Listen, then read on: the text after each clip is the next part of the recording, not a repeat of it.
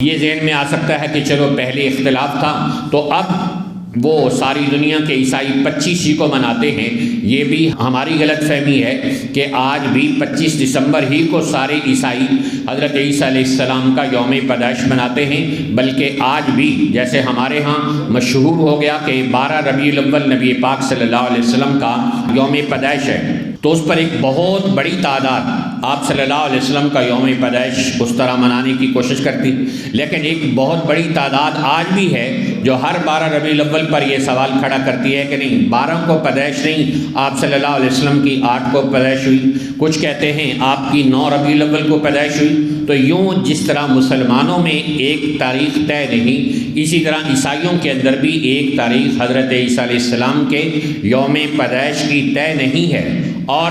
جب طے نہیں تو آج بھی وہ لوگ الگ الگ دن مناتے ہیں۔ مسلمانوں میں یہ 12 ربیع الاول نبی پاک علیہ السلام کا یوم پیدائش منانے کا کانسیپٹ بھی یہ کرسمس ڈے کے تصور سے آیا، ورنہ رسول پاک علیہ السلام کی زندگی میں اور خلفائے راشدین کی زندگی میں یہ دن کتنی مرتبہ آیا، لیکن آپ صلی اللہ علیہ وسلم نے اپنے برتھ ڈے کو باقاعدہ طور پر سیلیبریٹ نہیں کیا، اس کو منایا نہیں، نہ ہی کہیں منانے کا آپ نے حکم دیا۔